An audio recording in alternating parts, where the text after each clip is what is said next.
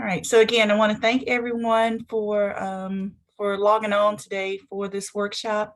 We're excited to have Kristen from the local health department to join us. She will be giving you the bulk of your information. But I guess first of all, let me introduce myself. My name is Valerie Harper. I'm with the Martinsville-Henry County Economic Development Corporation. Some of my time there is spent with small business owners or entrepreneurs who are looking to start a business. Again, we get a lot of phone calls from people who are trying to get in the food industry. So we thought this would be a good idea to do this workshop as a group to get some of that general information out there. Our office is in the New College Institute building. We're on the 3rd floor. Actually, I don't think I made a slide with my own contact information, but you can always reach out to our office. The number is 276-403-5950 is my direct line, or you can email me at vharper@yesmartinsville.com. If you have any questions afterwards or any feedback about the workshop today.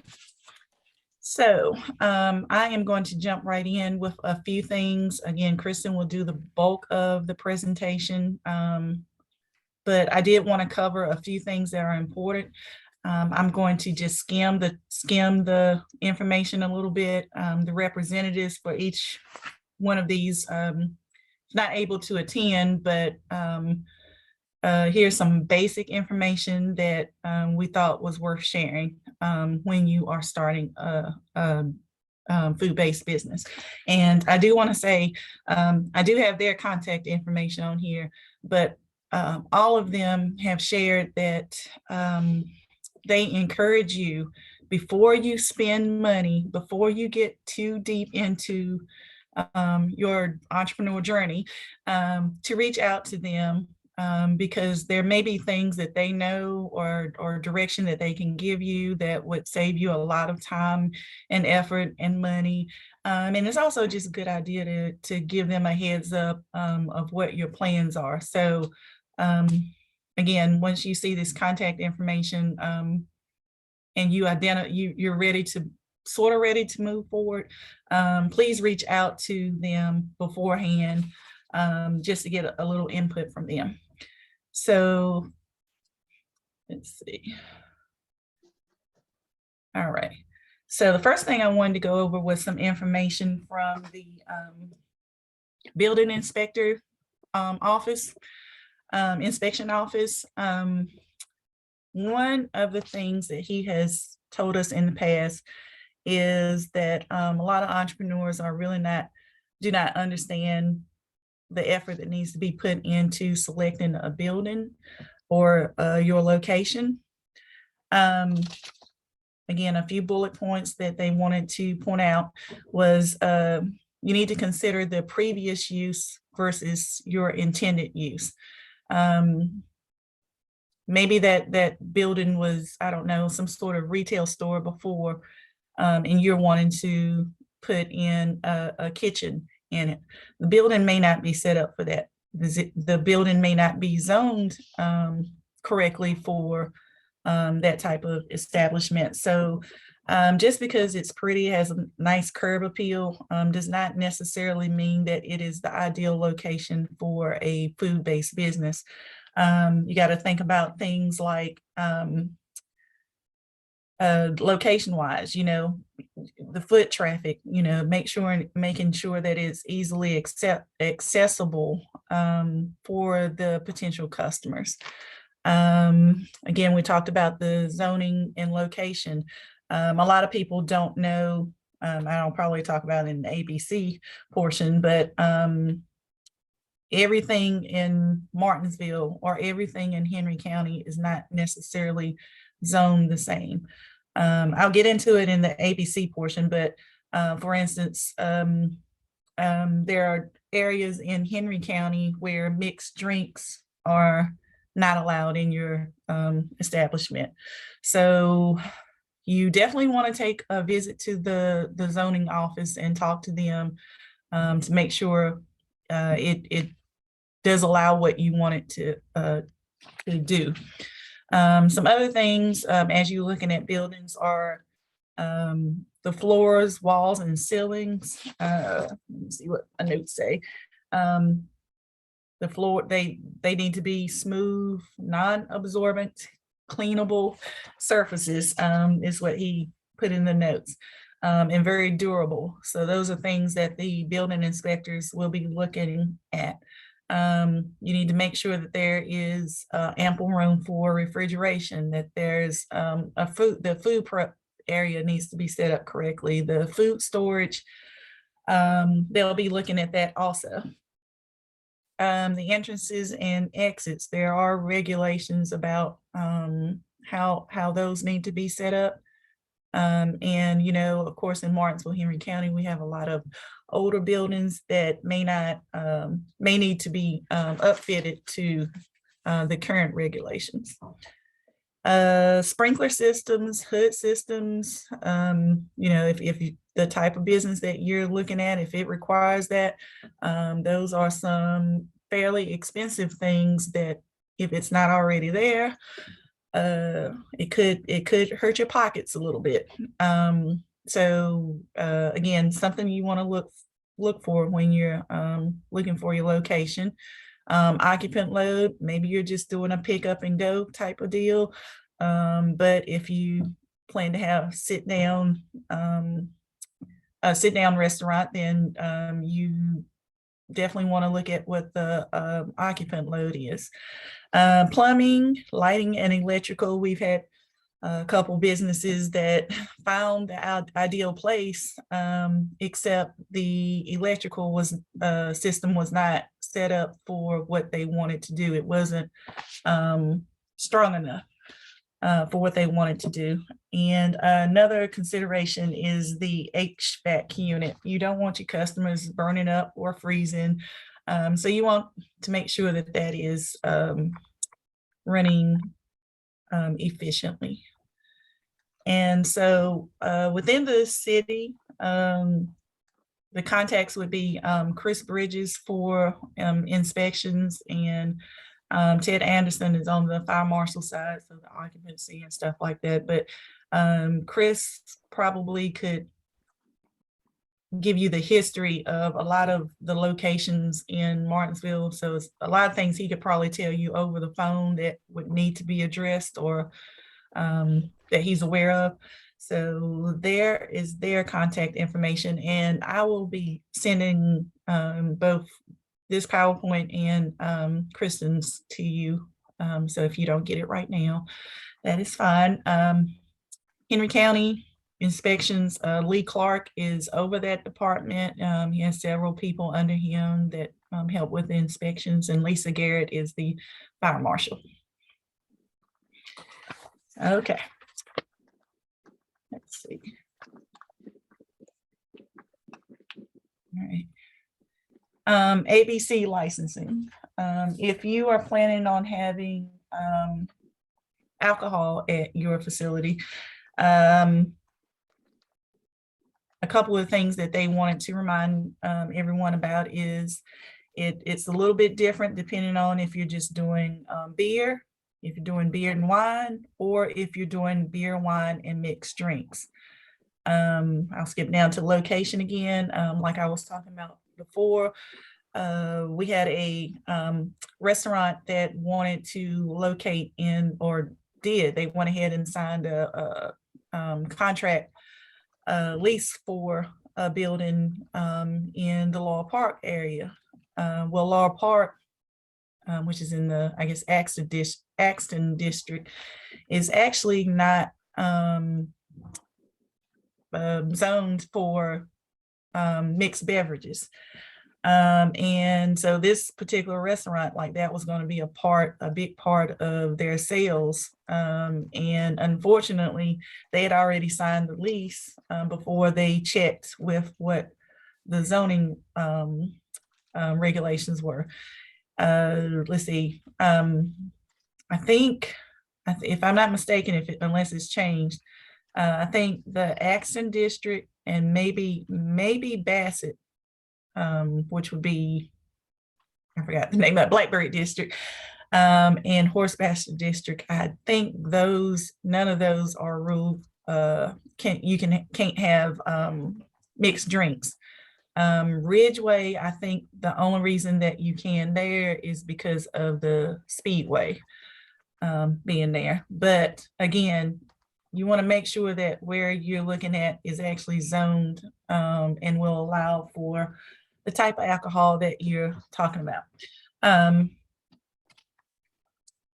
You should probably be aware of the 45% rule, where, you know, those numbers there will show you how much in food sales you have to sell, what percentage you will have to sell versus the alcohol. The timeline for approval, he said they are running at about 60 days or more that it takes to get your ABC license. So if you want it from day one, you probably need to submit that kind of early on. And another thing he wanted to talk about is the valve system. So some of the people who've been in the game for a while, everything was through paper, maybe email. They do now have, let's see if I can get it to come up, the valve system, which is completely online. There we go. That's a shot of the main page, but completely online. You can do your initial application. You can do any reporting. All of it's done online, so much easier. And Special Agent Charles Bates is the representative. There's his contact information. He did want to stress that he is the temporary representative for our area, so it may be changing in the coming months. And a very important piece that we need to talk about is the taxes and the things that are required from the Commissioner of Revenue.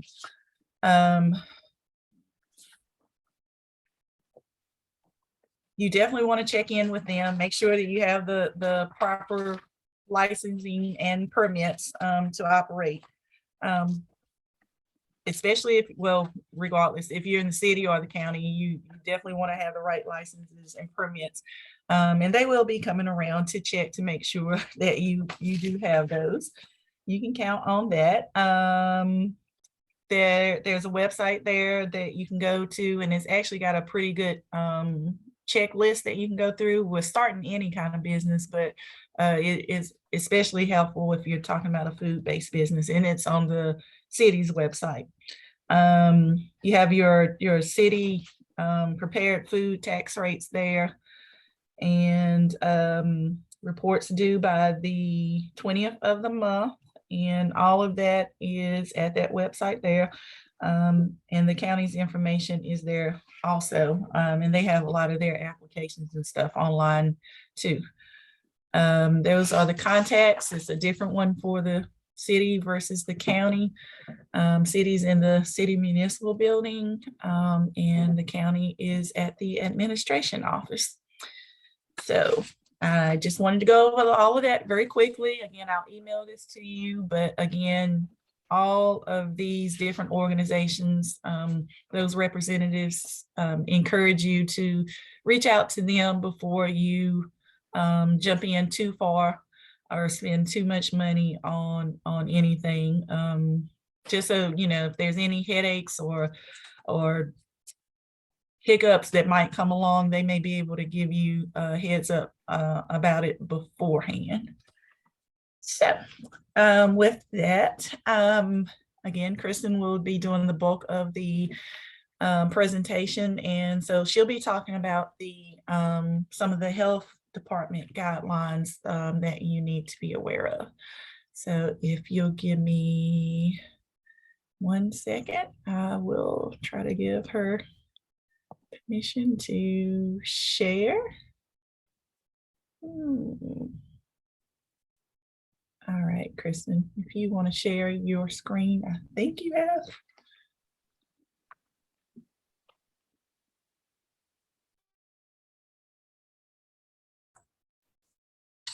One minute.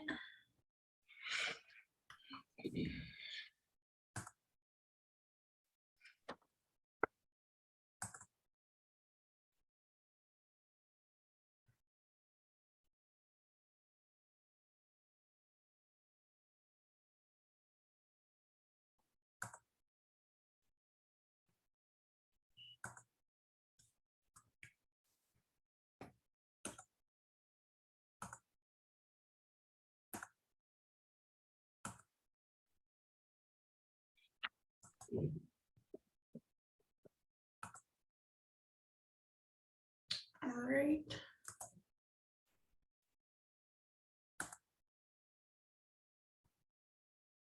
Does that look right to everybody? It does. It is. All right. Okay, so my name is Kristen Gentry. I am the environmental health specialist at the West Piedmont Health District, mainly at the Henry Martinsville office. We're located on Commonwealth Boulevard. I've been doing this for about, I think I'm close to 4 years now. I was originally at the Chickahominy district, which is up near Richmond, kind of the Ashland area. And then I transferred to the Martinsville-Henry County about 1.5 years ago. So still fairly new here. So the first slide that I have kind of is the starting point, thinking about what type of food you're planning on doing. Some people do packaged food that they have gotten from someone else or that they have bought that's already prepackaged. If you're doing prepackaged stuff, just make sure that wherever you're getting it from has a wholesale license. A lot of people will try to get things from restaurants that are not a wholesaler yet. So we have to go back and get them to get that license. So whoever you're getting your products from, make sure that they do have a wholesale license if you're doing that. And then a lot of people just prepare things themselves. We have a couple different ways that people do retail food. Some people have a restaurant, and then we also have mobile units, and then we also have temporary event vendors that will go out to like festivals, concerts, just do things on the weekends, things like that. So that's also an option. And then wholesale would be, which we talked about, if you were getting packaged items from somewhere else, they would be a wholesale.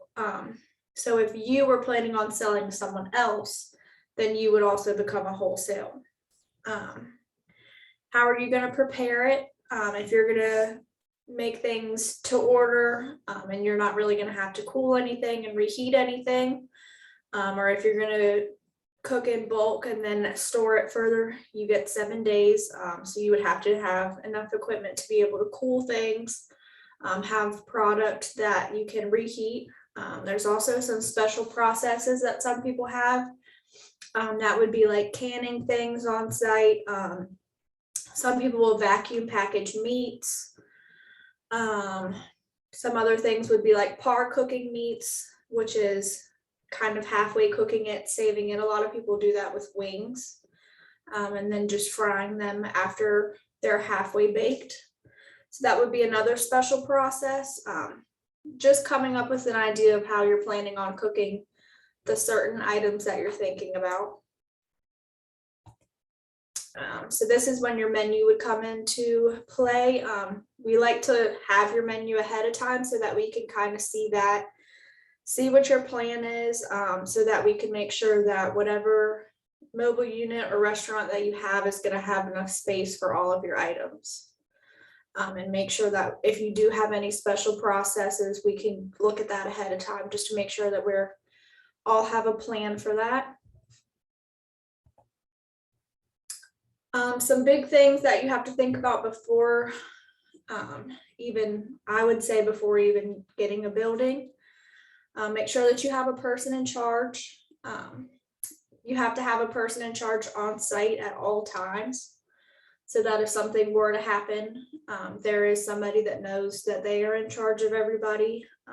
If I come in for an inspection, the first thing I'll ask is there a person in charge available? And they have to be able to specify who that is immediately. That person in charge is also expected to be a certified food safety manager. They changed it where instead of just having one overall for the entire business, you have to have one on site at all times. So if the person isn't going to be there, or if you rotate shifts, then you would need more than one certified food safety manager, so that there was at least one on site at all times. The next is employee health. This is kind of where you would talk about with your employees what foodborne symptoms there are, and what those illnesses were, and what they would be required to report to you. They would report this to the person in charge. The food safety manager class, that certification kind of talks about this some. We also have a form at the health department. It's called the Form 1B, which is an FDA form. That's the most common one that we give out to people. And you just have to have a copy of that on site at all times. Just a packet, and then just get all your employees to sign that and date it. And then I always recommend that they go over that with you at least once a year, just so that it's fresh in your minds. It talks about if you get diagnosed with any of those foodborne illnesses, that you have to report it. If you have a family member that is diagnosed with one of those type of things. Talking about building design, Valerie talked about building a little bit. It's always nice if before, like early on, before you get anything too hard, that we walk out, we can do a walkthrough with the building. And we can also walk out with the fire marshal to do a walkthrough and really start from scratch and be able to tell you right then and there what all you would have to do to the building for you to be able to meet the food codes. That would mean the ceiling, the floors, the walls. The fire marshal and I would be able to look and tell you if we would need you to get a vent hood, or if there was already a vent hood, if you're frying anything. Even if you're not frying things, if you're cooking things over the stove that have create a lot of grease-laden vapors, the fire marshal will still require you to have a hood vent system. And if you don't have a building that already has one of those in it, that's where it gets pretty pricey. They are not cheap. So it's definitely nice to know all of that ahead of time before you sign anything, so that you know the cost that it's going to take for you to be able to get in that building and it meet the requirements. The cooling capacity, like I said earlier, when we talk about your menu, how many things that you are going to be making in advance and needing to cool, so that you have room to do that. Storage capacity, that would mean your dry goods, your cold holding, your freezers, making sure that you have enough room in all of that, depending on your menu, to hold all of it and not run out of room. Especially if you're cooling a lot of things, cooling takes up a lot of room because you don't want anything stacked, things like that, so that they cool in the correct amount of time. Warewashing, we require you to have a 3-compartment sink. And then a lot of places also have dish machines. There's high temp dish machines. So if you get a high temp dish machine, you have to make sure that you have a booster heater, or that your hot water heater is able to get warm enough for your high temp dish machine to reach that temperature. So just those type of things. A lot of older buildings weren't required to have a 3-compartment sink. Some of them will have 2-compartment sinks. So just depending on how old the building is, you may have to go into the building and put a 3-compartment in to meet those requirements. So that would be another price cost. Food flow, that's just making sure that there's enough room in the kitchen for you to be able to do everything. Making sure that you have enough room to keep any cross-contamination issues away from each other so that you're not doing everything on top of each other. Having enough room to prep all your items, that type of thing. So those are always good. All of these items are good for us to be able to do as a walkthrough beforehand so that you know what to expect. You can always call us, let us know the building that you're planning on or that you're looking at. And we could pull up what past facilities they used to be, and we could see if what all we would need to change and be able to walk out with building or the fire marshal to look at all of that. The first application that you would have to get filled out with us would be the plan review application. So normally if I go do a walkthrough with you at a building that you're looking at, I would bring this plan review application with me. It gives you a better guideline of all the things that you would have to be able to meet for that plan review process. These are just some pictures that we added of some issues that we've seen in our district from issues that we could have kept from happening in the plan review process. The one at the top where you can see the gunk all over the ground, that's where they didn't have a filter from their 3-compartment sink or their dish machine. So all of their sewage was just getting dumped out onto the ground. The one below where you can see the brown marks against the wall, that was where they were cooking a lot of foods with grease vapors, and they didn't have a hood vent system. So all of that grease vapor was just staining the wall, going above the ceiling, and that's when you could really have some fire issues.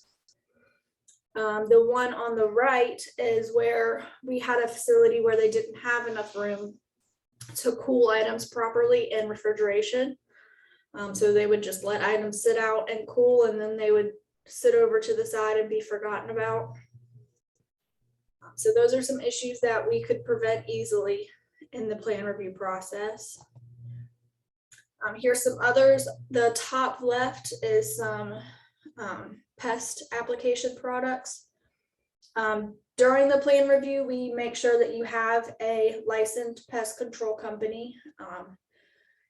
In our regulations, you have to be licensed to be able to put down any pest control products in your food facility. This is to make sure that there is no cross-contamination with the food, things like that. The one on the bottom left is where a fryer caught on fire. This is where there were some issues with our hood vent system and it wasn't working properly. And ended up causing some issues. And then the one on the right is just some storage problems. I don't know how well you can see it, but there's water all in the bottom of that bucket where that was being leaked into. So this is the page that talks about the Certified Food Protection Manager certification that I spoke about earlier. The most common one that people get is Serve Safe. I'm not sure if you've heard that mentioned before, but you definitely have to have somebody in your kitchen at all times that has the certification.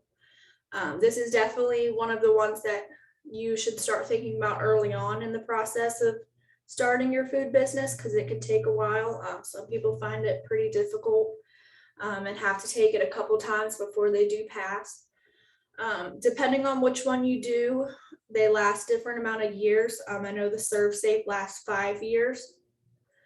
And normally it's around $150, but like I said, it lasts 5 years. They're all different costs and will last different amounts of time. But whatever one you pick has to be an ANSI accredited program. Patrick Henry Community College has them sometimes. I know they have one coming up next month. So you could call them and see if they have anything that they can offer you.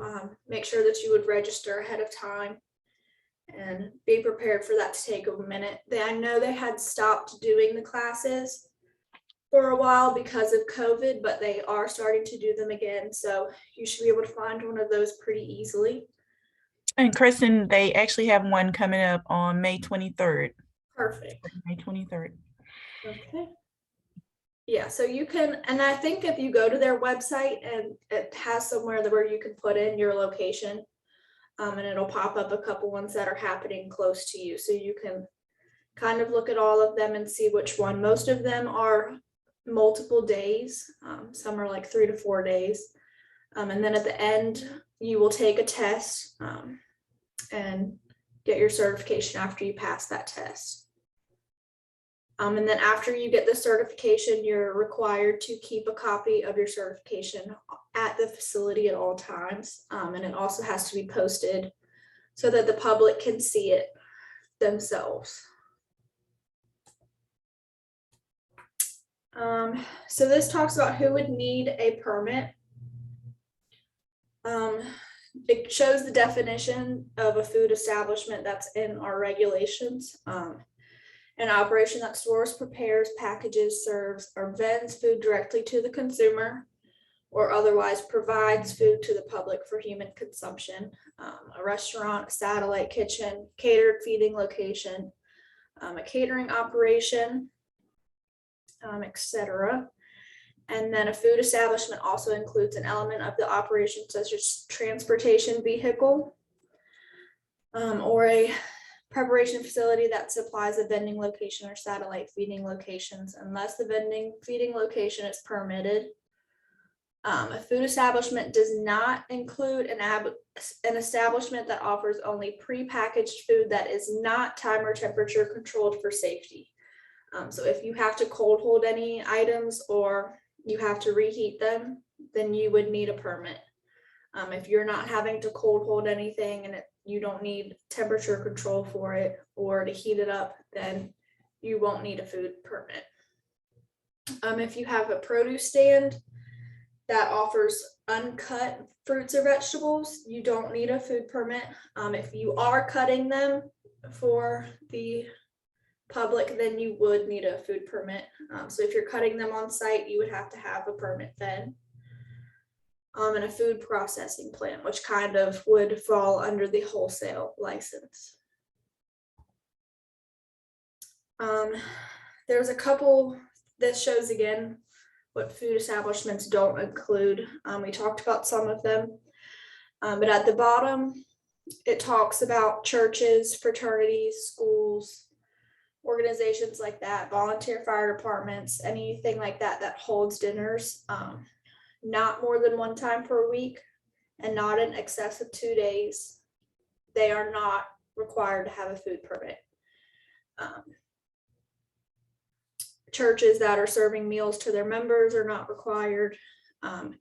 Convenience stores and gas stations that have 15 or fewer seats are not required to have a food permit with us.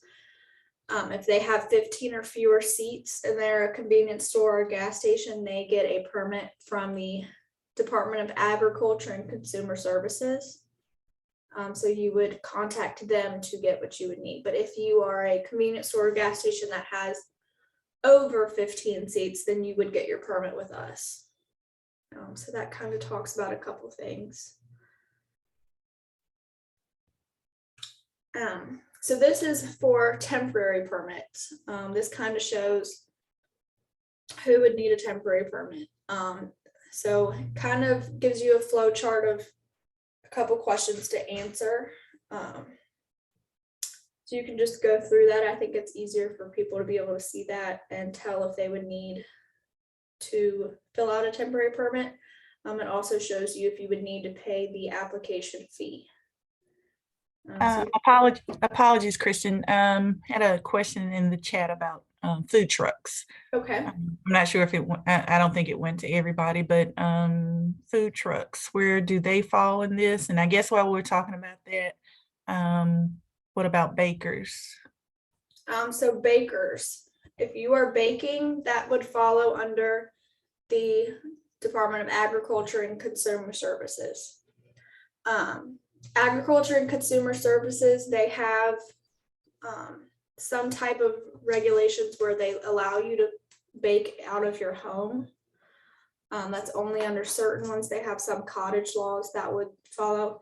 We have a lot of people that will call the health department and say that they believe that they fall under the cottage law, and that they don't need a permit, but we, the Department of Health, do not have the cottage laws. That is only Department of Agriculture and Consumer Services. Mobile units do have to have a permit, which I think in this, I talk about mobile units in like 2 or 3 more slides. If that answers that question.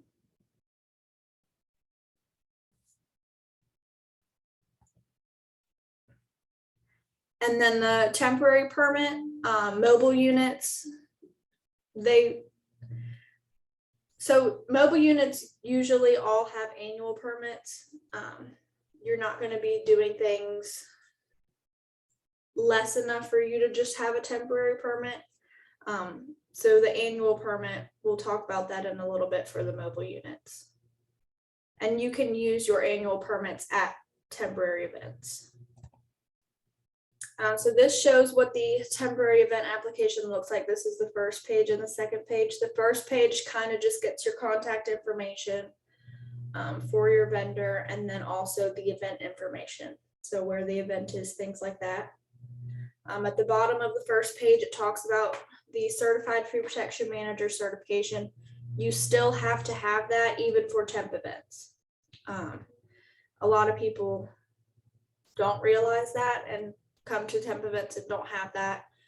So make sure that even if you're just doing temporary events, you still have that Certified Food Protection Manager. The second page shows your menu, all items that you're bringing and how you're getting that to the event and how you're cooking that on site. The third page, these are all the requirements. This is the main page where we get most of our information for the temporary event vendors. So I made it kind of a list of the must-have items that you have to have even for your temporary event. You have to have a Certified Food Protection Manager. You have to have some type of overhead covering wherever you're cooking and prepping items. Most people will just bring a tent and put the tent over.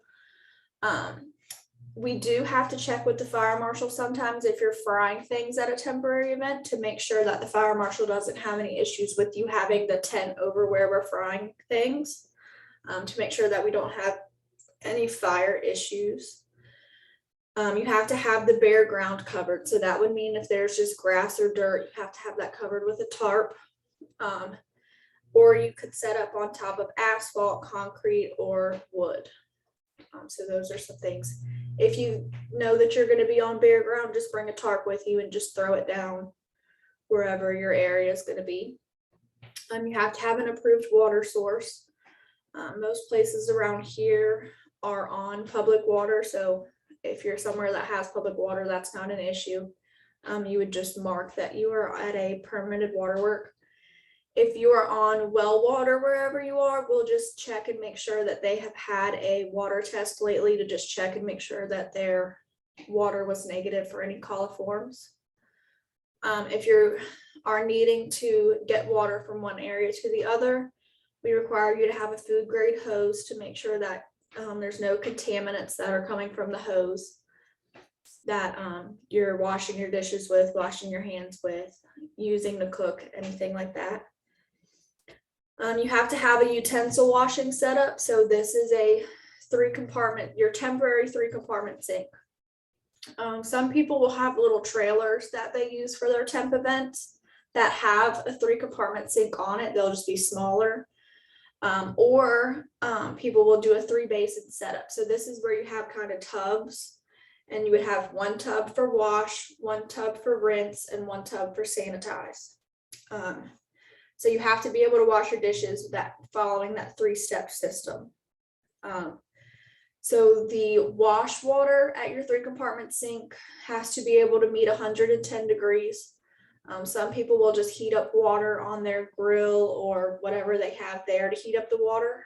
Dump some of that hot water in there and then mix it with cold water to make sure that it's not too hot where you're going to be burning yourself, but make sure that it's above the 110 degrees to meet the requirements. and then just replace that hot water as needed to keep that at the right temperature. You also have to have sanitizer. The easiest way that people bring sanitizer to temp events, a lot of people will just use bleach. So if you're using bleach, you just take 1 or 2 little capfuls, depending how big your tub is, and dump that in there. You have to have test strips for whatever sanitizer you're using. So if you're using bleach, you have to have chlorine test strips. There's also little tablets that people will use. They're little blue tablets that come in a container. Those are quaternary ammonia tablets. So that's a different type of test strip. So if you're using something like that, you have to have the quaternary ammonia test strips. So whatever sanitizer you're using, make sure that you have the test strips for that. That's one of our requirements. Also on this 3rd page, it'll ask you where you're going to dispose your wastewater. So this is where you're gonna get rid of that water that you've been washing your dishes with after you're done on site. You can't just dump it on the ground. Think of it like people have a mop sink in their restaurant to dump their wastewater. You would have to have some type of area like that to be able to properly dispose of it. This also goes for your hand washing setup. You have to have an area to be able to wash your hands with hot water. Some people will use the orange drink containers and just add hot water to that, mix it with cold water. Your hand washing sink temperature has to reach at least 100 degrees. So you could heat up water on your stove or wherever and add hot water to that as needed to keep it to the proper temperature. You also have to have hand soap and paper towels for your hand sink. If you are using one of those cooler type of things to hold your hot water for hand washing, you have to have a basin at the bottom, so the water that you're washing your hands with is falling into that tub and not on the ground. This is another thing of wastewater that you would have to dispose of properly. You can't just dump it on the ground. You have to have toilet facilities available for employees, which most places would have like a porta john or have a building that you could go into, that the employees could go into to use the restroom whenever they would need to. You also would put on this form how your trash was gonna be gotten rid of, if you're gonna take it with you to get rid of at your restaurant or something like that, or if there's gonna be somewhere on site for you to put your trash. You also have to have hair covering, so a hat, a hairnet, something like that. So those are all the must-haves for temporary events, which the same things would be required in a regular kitchen to some extent.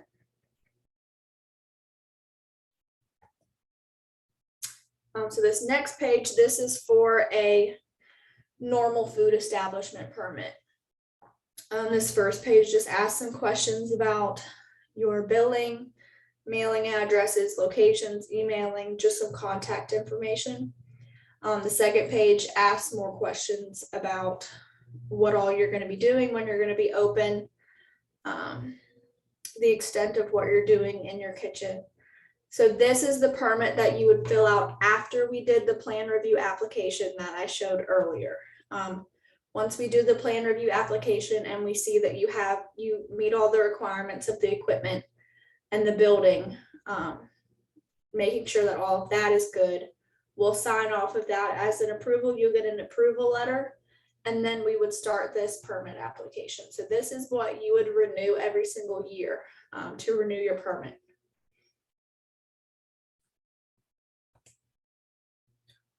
So this is for mobile units. So mobile units would fall under the annual permit. Mobile units also have to do that plan review application too. Obviously, some of the questions you can't answer as a mobile unit because you're not going to have a building, things like that. So some of them you would just mark NA on the plan review application. But I send this commissary verification form out with the plan review application for mobile units. So for your mobile unit, you have to be able to fit everything, every single thing that you're going to be doing has to be on that unit unless you have a commissary. A lot of people will say, well, when I park my mobile unit, I can take some items and hold it in my fridge at my house, or that they have storage at their house. You can't keep anything in your house because we obviously don't inspect people's homes. So when they go back, we have to be able to guarantee that those food items and those equipment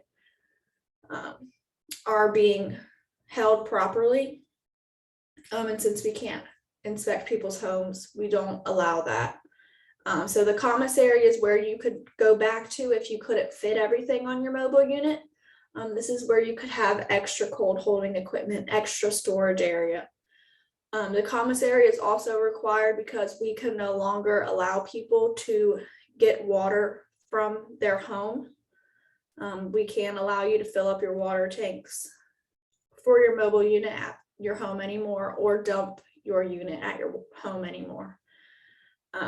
They changed that a couple months ago, so we're kind of having to backtrack and go to all of our mobile units that were doing that, and find commissaries for them, which has been difficult because we don't have a specific commissary in our district. So that's been interesting for us to try and figure out. So that would be one of the first things that I would do for a mobile unit, is try to find where you can get your water from that is an approved location, and where you can dump your wastewater at that is approved. Most campgrounds have a dumping station that is approved where you could dump your water tanks at. If you think about an RV where they would drive up to dump their sewage tanks, that's kind of the gist of what you would need to dump your mobile unit. Most commissaries will also have an area to dispose your grease from your fryers or things like that. So they would have a grease tank on site. Some other ideas of places that you could use as a commissary would be a food establishment that already has a permit, and that has an approved liquid waste disposal site where you could drive your mobile unit up to it and dispose of your waste. So this is definitely what I would use as the first step as getting your mobile unit. Other than obviously me walking through and making sure that all the equipment that you need is on your mobile unit. But I would take this and definitely try to find a commissary that you can use for your water and dumping. And once you found that, you would just get them to sign this, and you would sign it and send a copy to us, and then we would just check and make sure that they actually did have all of these things for you to be able to use.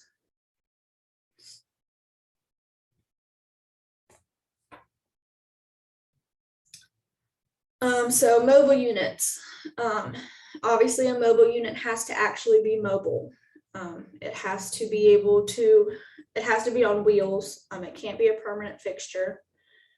So like I said earlier, a mobile unit can serve at a temporary event. If you already have an annual permit, you don't have to get a temporary permit. So if you're a mobile unit and you already have your annual permit, you can go out to events as you please, obviously if you have the event coordinator's permission. And then also normally the event coordinator will let us know what mobile units are coming out to their events. So we can come out and do an inspection if they need to. But you wouldn't have to get a separate permit. Like I said earlier, all food equipment and supplies have to be stored on the unit. They have to be at least 6 inches off of the ground. Some people will get like those milk crates and just turn those upside down and store things on top of that. If something has to be sitting in the floor, but the milk crate raises it enough off the floor so that it's more than 6 inches. And you have to have overhead protection. So like if you're on a food truck, you're going to have your ceiling. If you are So we have some hot dog carts, things like that. When they're parked, they have to have an umbrella or some type of canopy over top of that to make sure that there's some covering over your area. You can use coolers, but they can only be used to store bottled drinks and ice. Anything else has to be on your unit. If you have a commissary and you need to be able to take some soiled utensils back to the commissary to wash it, you can use tubs or containers that are non-absorbent and that have covers to bring those with you. You can set up an extra table next to the unit, but that is only for condiments, napkins, straws, things like that. Everything else has to be able to be on the unit. And you have to be able to keep the public away from your food prep and cooking areas. Mobile units do not include cars, trucks, or vans. We have some people that will try to sell food out of the back of their car. That is not allowed. We also can't allow you to store any food products, even if you're transporting it in the back of your car. So like I said, everything has to be able to be on your unit. We're not inspecting people's cars, so obviously we don't know what the inside of somebody's car looks like that's transporting food. So if you can't fit everything on your unit, then you may have to return to your commissary a couple times a day to go back and get things that you need with your mobile unit. You cannot use any crock pots unless they are on your unit. You can't just like set up a table outside of your unit and set up crock pots. If you're using any grills, burners, any cooking equipment, those have to be on your unit as well. You can't bring a grill along with you and take the grill off and put that over to the side of your unit. They all have to be on the unit. So this shows the website where it has all of our food safety information on it. We have one place where you can report foodborne illnesses if you're diagnosed with one. There's also a link that has some information about opening a food restaurant. There also is a link for our food regulations. And then you can also look up other restaurants' inspection reports here. A lot of people didn't know that you can see our inspection reports for other restaurants. So if you are interested about one of the facilities around here, you can look it up yourself and see the inspections. So there's lots of good information there. And then the contact information, like I said, I'm at the Henry Martinsville Health Department. And then we also have the Patrick County Health Department and Franklin County Health Department in our district. We have one more food inspector here at the Henry Martinsville. His name is James. He also does food with me here. And then in Patrick County, we have one inspector, and then in Franklin County, we have 2 inspectors. So a couple of us, but if you're in Henry Martinsville, it will be either me or my coworker. Like I said, his name is James. So if you have any questions, you could reach out to us here and I can answer whatever questions you have if something comes up. And does anyone have any questions? I'll try to open the chat and see if there's anything there.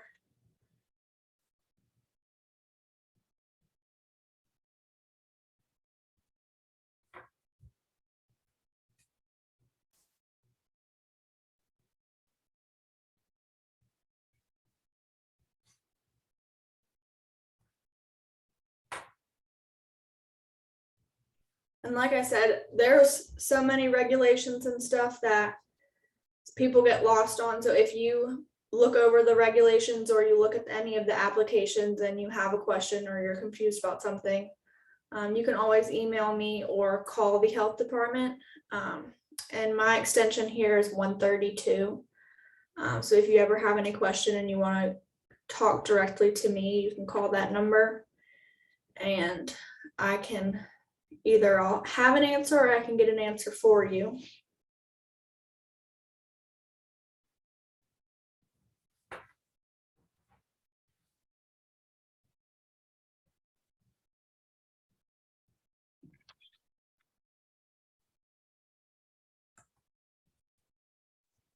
If anyone has any questions, I know sometimes it's hard to put it into the chat, but if you have any questions, I can unmute you if you'll just raise your hand or anything.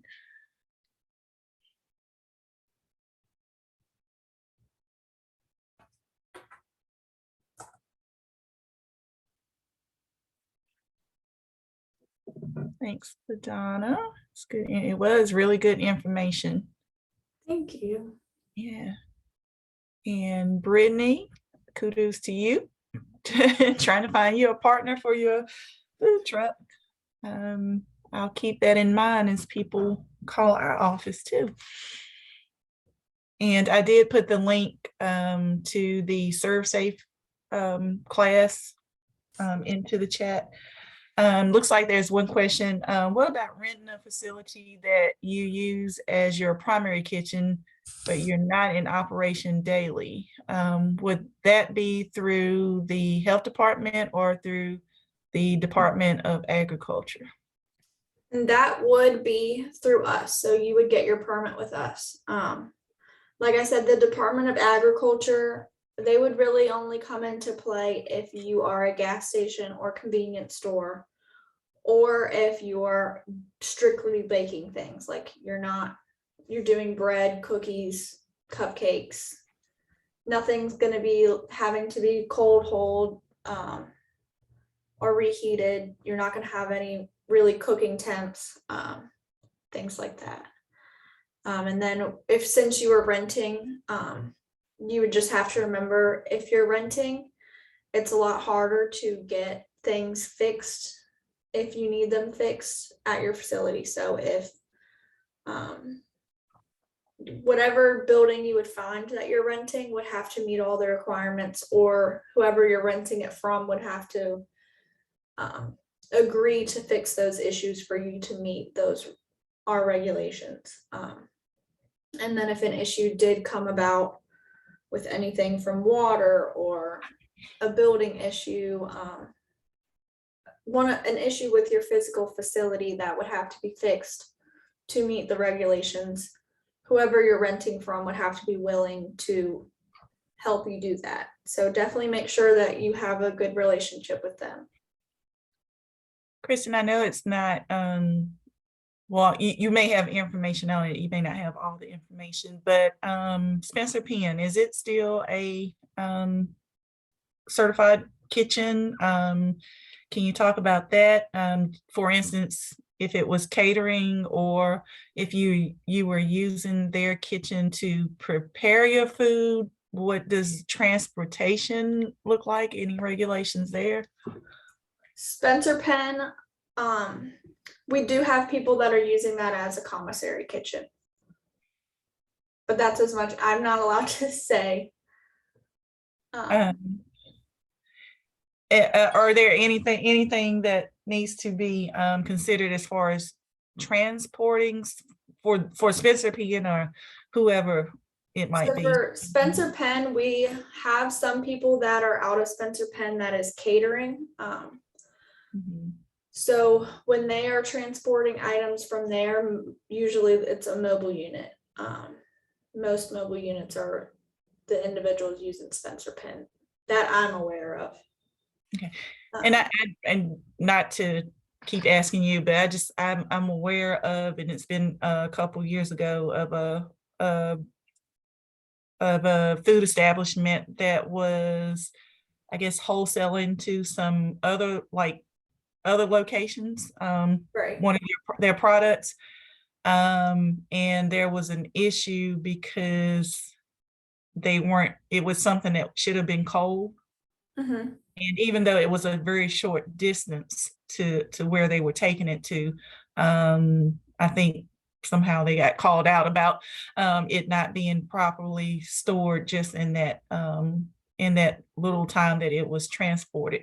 So I'm just putting it, if you don't have to necessarily answer it, but I'm just putting it out there to anybody who may be thinking about wholesaling where you would have to transport it. Yeah, so if you're transporting anything, you have to be able to make sure that you are able to hold those items properly. So whether that's in some type of hot holding equipment or in some type of cooler or something like that. You have to be able to keep those at the correct temperatures. I see one other question. If your truck is being used to sell items but not cook or bake on the truck, what does that look like in terms of having the truck inspected for a mobile unit food permit? So you would still have to have a mobile unit food permit, and wherever you were cooking or baking those items would be your commissary. But just keep in mind, wherever you're cooking or baking those items, it can't be out of your home. So you can't be cooking something at home and then selling it somewhere else. You would have to either do it at your commissary or on your unit. If that answers your question.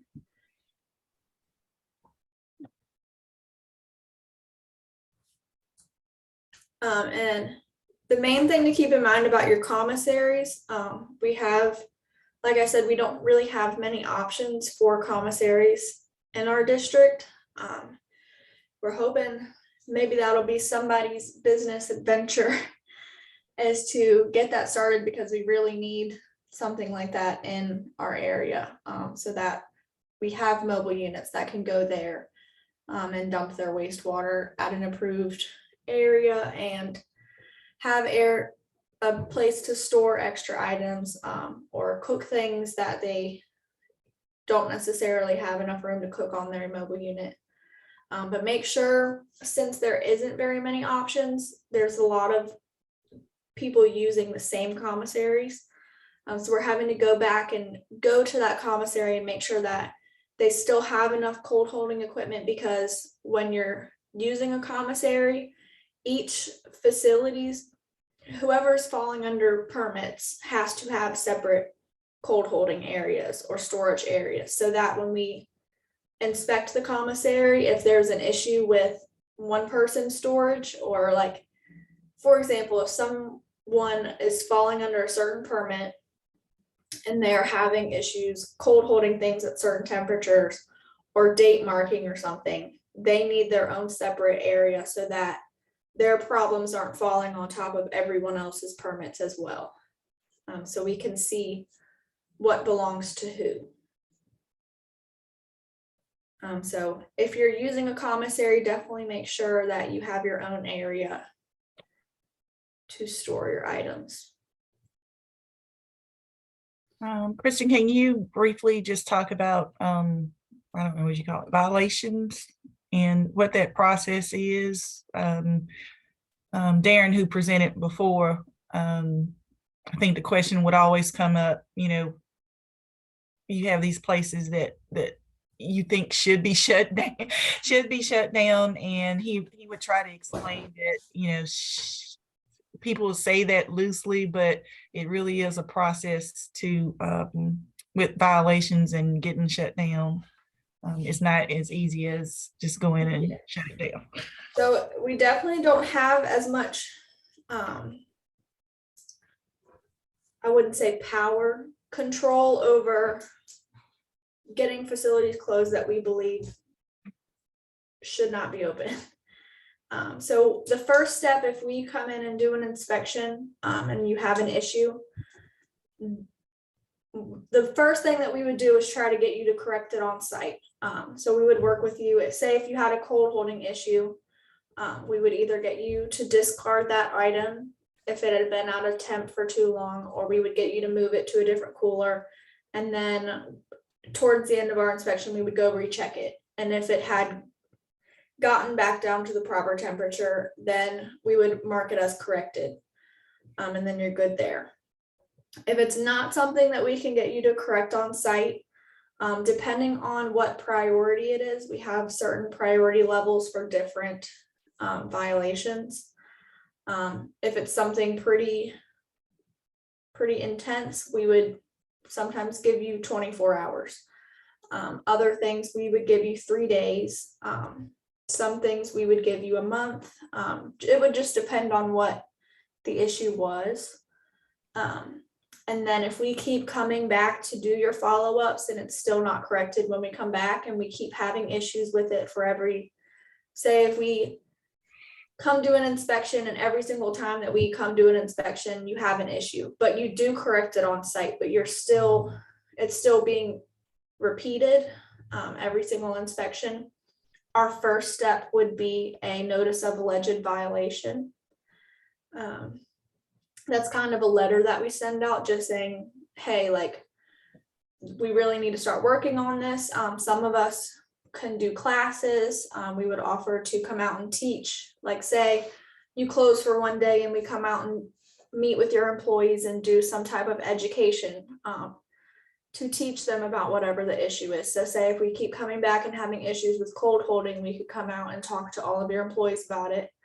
Or if we have any issues with us coming in and your sanitizer isn't available or non-existent, then we could come in and just teach them about sanitizing equipment, things like that. So we would fall under education, see if that works.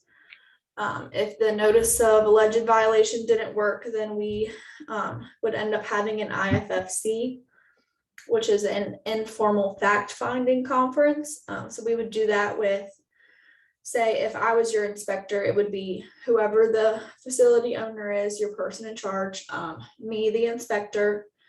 Sometimes we would even bring in Darren, who is my boss. And then we would also bring in our health director for the entire district. And that's if it gets pretty far past the NOAV, then we would sit down and kind of have a meeting with the person in charge to discuss how we could fix the problems. And then once we get the IFFC, if it still isn't fixed, then that's when it would get even higher. So there's lots of levels that things would have to go through before we could actually shut down a facility. Most people don't ever make it past the notice of alleged violation because they'll fix it pretty quick when they see it get to that point. But definitely trying to get things corrected on site at the first inspection that we see it, so that we don't have a repeated issue. So in different locales, I know the permits for the Department of Health should be good for the entire state of Virginia. But it is correct, I'm asking, that certain localities require you to maybe get a separate, they may have separate applications or that you may have to fill out. Is that correct? For instance, if you travel around to festivals, setting up, is that correct that different localities may have a different process in addition to the states? If we have a mobile unit, you'll have your annual permit with us in our district. Almost every single district in Virginia will accept that annual permit. They will sometimes still come out and inspect you if you are at an event in their district, just to kind of check themselves to make sure that you're not going to do anything to harm or cause any foodborne illnesses in their district. So sometimes they'll come out and do an inspection, but you would not have to get another permit. Once you get your annual permit as your mobile unit, that falls under all of Virginia. Now, if you're going through other states to do an event, then they would probably require you to have a permit with their state. I know for me personally, if I have any mobile units or temporary event vendors come from North Carolina, which we get a lot from North Carolina, I require them to get a permit with us too that falls under Virginia, because each state has different food regulations. It's another question in the chat. If you have ever received approval certification from VDAC, what information would you need to present to VDH, and do you go through the same inspection process? So if you've received, it would depend what you're doing. If you're receiving approval and certification from VDACs, normally that would be your permit. If you're working with VDAX, then normally they would give you your permit then.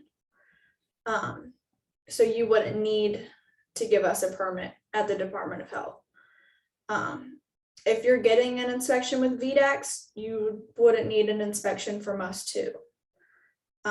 If you contact VDAX and they say that you don't fall under them, is then when you would reach out to us and we would start your permitting process here. If you're talking about getting your wholesale approval or certification from VDAX, and you're also having a VDH permit, which does happen because you have to get your wholesaler license from VDAX, then you would just give us at VDH a copy of your wholesaler approval and certification, if that was your question. Depending on if it was wholesaler or if you had your permit through VDAX.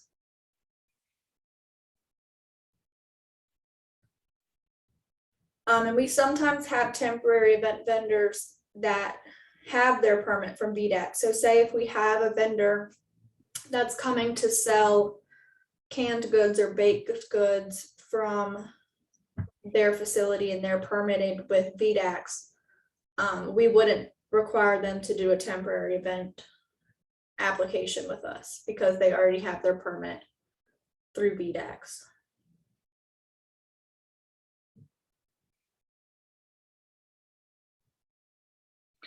Kristen, if and this is an idea that someone has not pitched to me, but just mentioned it would be a good idea. If you have this restaurant or whoever that's doing packaged meals, and they want to sell them at another location, does that location need to also get a permit? Only Or whoever is selling those prepackaged items would have the wholesaler license. Okay. So if someone is selling it to you, then whoever's selling it has to have the wholesaler license. You personally wouldn't have to have a wholesale license. Okay. You would have to have a food permit even if you're purchasing items from somebody else to then serve at your facility, you still have to have the food permit because you're still going to have to be able to cold hold those items or reheat them. Okay, yeah, that was my question.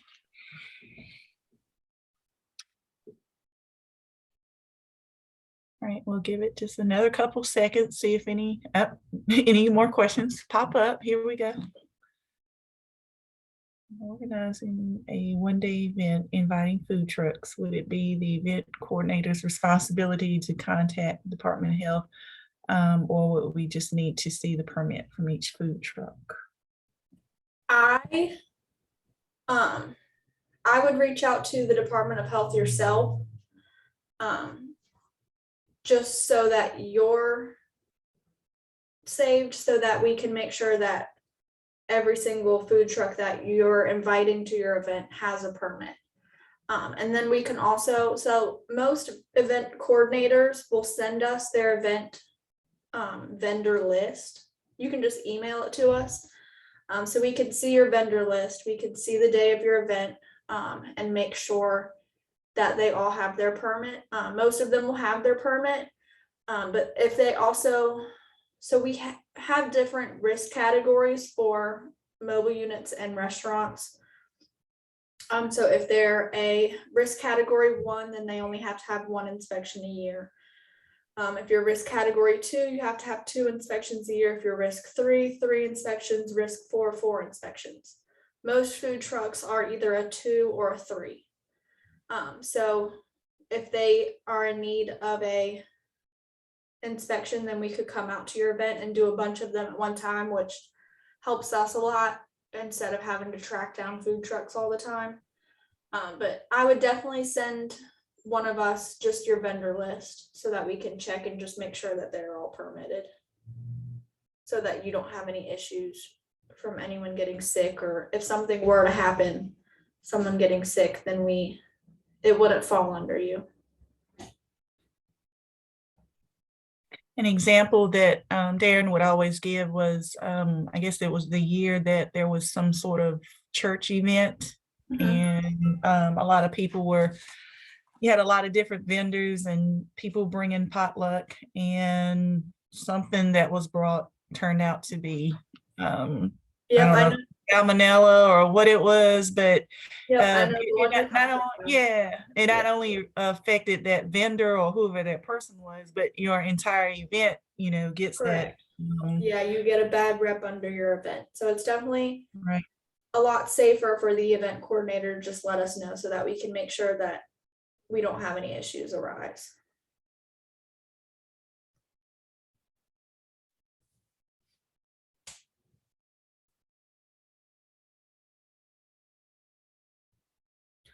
The other thing, I'll just bring this up for the temporary events. A lot of temporary events will offer campgrounds.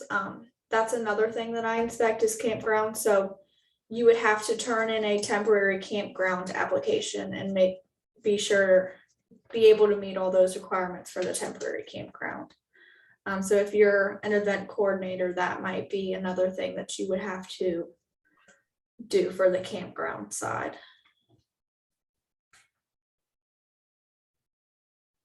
If you are selling prepackaged foods only on a food truck, you would not have to be a certified food safety manager. That's only, as long as you're not reheating anything, then you wouldn't have to. But if you are having to reheat something that is prepackaged, then yes, you would have to have a certified food safety manager.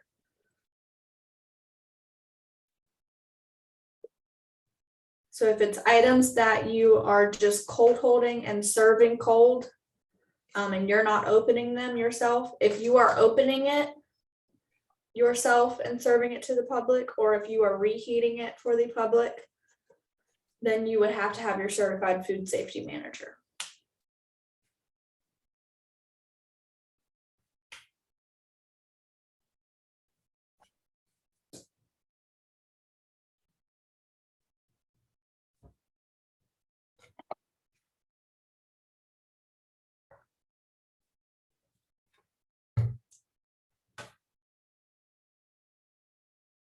Well, okay. Well, don't see any more questions coming through. Kristen's email, can you give them that just in case they do think of some other questions? In this box.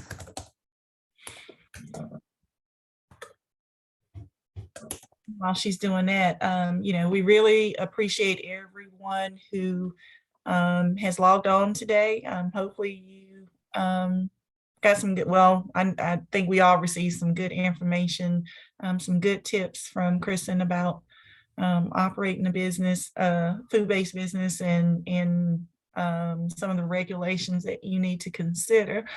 Again, the ones that I talked about earlier, I will send you the PowerPoint with that information and their contact information if you have more in-depth questions. Yes, the recording is available, so I'll send you the link to that. It actually may be Monday before I get it to you, but yes, I will send a recording of the meeting to you. Otherwise, I want to again thank everybody for logging on today. And hopefully something was presented that will help you as you if you decide to go forward with your business. Kristen, great job. Really appreciate you being here. Yep, like Courtney said, good information. So everybody, please enjoy the rest of your day. Thank you. Have a good one.